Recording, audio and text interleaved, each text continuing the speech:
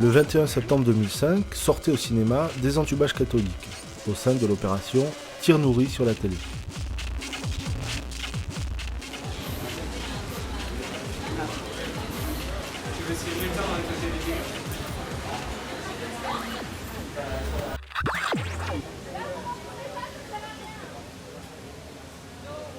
Devant l'affluence des spectateurs dans les salles, les journalistes harcèlent l'équipe de Zaléa afin qu'ils viennent désentuber le traitement de l'information sur leur antenne. France Inter, le 13-14, Yves de Caen. En attendant, Zaléa TV produit un film intitulé Désentubage cathodique, au pluriel, film documentaire, qui dénonce, je cite, la toxicité idéologique de la télévision marchande, autrement dit, je cite encore, les mensonges et manipulations du petit écran. On pourrait parler aussi de connivence quand on voit effectivement que votre patron, Jean-Paul Cluzel, est aussi le parrain de la fille Juppé, ou que Martin Bouygues est le parrain des époux Sarkozy, des enfants des époux Sarkozy. Donc si vous voulez, c'est juste un symptôme, un signe. France Inter, le 13-14, Yves de Caen.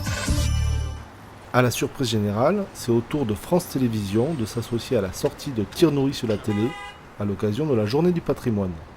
C'est Madame Borloo, ministre de la Cohésion sociale, qui annonce l'événement. France Télévisions, pour la première année, s'est associée à ces Journées du patrimoine, de très longues files d'attente pour visiter les studios avec des hôtes de marque. L'opération se poursuit tout au long de la journée. J'en ai une aussi, mais elle est déjà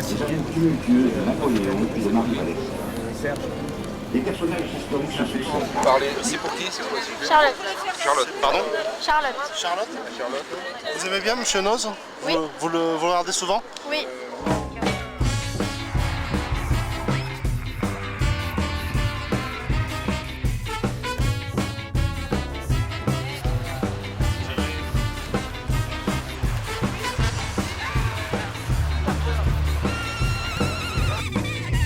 Voilà, Charlotte. Merci de rien.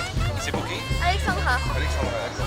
Merci beaucoup. Je pense que nous allons revenir en force, mais il y a beaucoup de pression des autorités du CSA, tout ça. Oh là là, bon, allez, c'est pour qui? Mathilde. Pour? Pour Mathilde. Un tel événement n'a pas de précédent dans l'histoire de la télévision et on le doit à l'ascension de Patrick de Carolis au sommet du groupe France Télévisions et à sa lassitude de se faire railler par ses collègues pour ses écrits. Connu pour son livre d'entretien avec Bernadette Chirac, nous l'avions reçu à Vol de nuit pour son dernier ouvrage, Patrick de Carolis qui succède à Marc Tessier pour un mandat de 5 ans. Patrick de Carolis aurait déclaré vouloir donner une nouvelle direction à France Télévisions. C'est la première année que nous ouvrons l'immeuble France Télévisions. C'est vraiment un succès, les gens sont ravis, nous remercient. C'est une nouvelle direction, vous pensez, dans la gestion du lieu? Je pense, je ne sais pas. Plus ouverte. Patrick de Carolis aurait affirmé qu'il souhaiterait revenir au cahier des charges des chaînes de service public, c'est-à-dire l'accès de tous les citoyens à l'antenne et pour commencer, un sans cravate. Bon, je crois que je vais arrêter bientôt parce que là, il faut que je me prépare au journal. Merci, c'est pour qui? Pour Elisabeth. C'est pour? Voilà, merci Elisabeth. Daniel. Ne pouvant résister à l'appel du peuple, le réalisateur gauchiste Serge Moati s'infiltre parmi les sans-cravates. Madame de Maintenon n'a pas toujours été Madame de Maintenon. En fait, elle a commencé sa carrière en s'occupant des nombreux affaires du roi. Ah, peut-être, ouais. Que désirez-vous, Louis Auguste?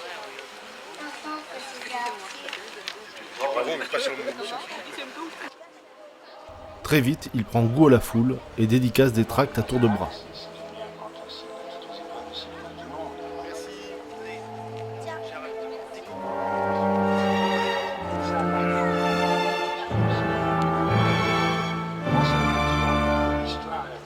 Vous avez demandé un autographe?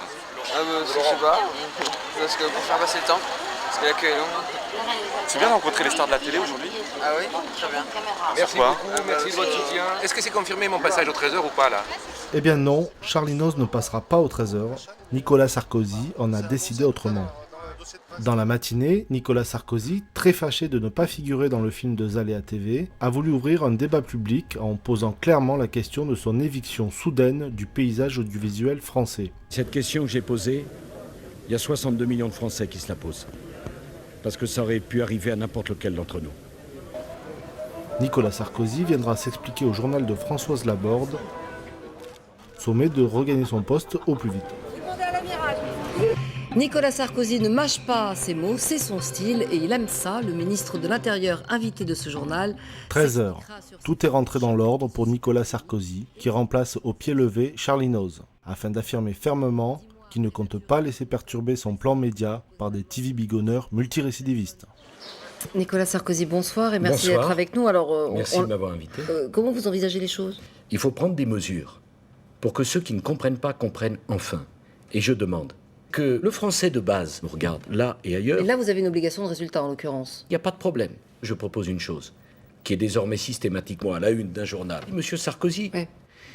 Oui, c'est simple.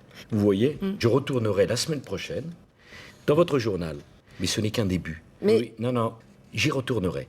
Parce qu'on a décidé d'agir.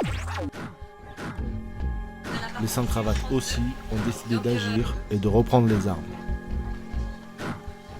Au signal, les TV bigonneurs dézinguent toutes les télés des studios.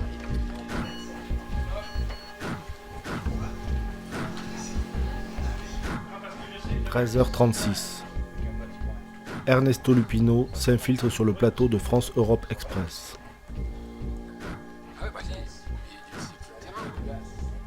Parce que là, normalement, je crois que c'est là qu'il est le gros tas plein de soupe, là, qui s'appelle Serge Julie, et je vais faire un plaisir, je vais mettre à sa place. C'est la caméra là. Il est là, Serge. Il dit, Monsieur Besancenot, est-ce que je vous ai donné la parole?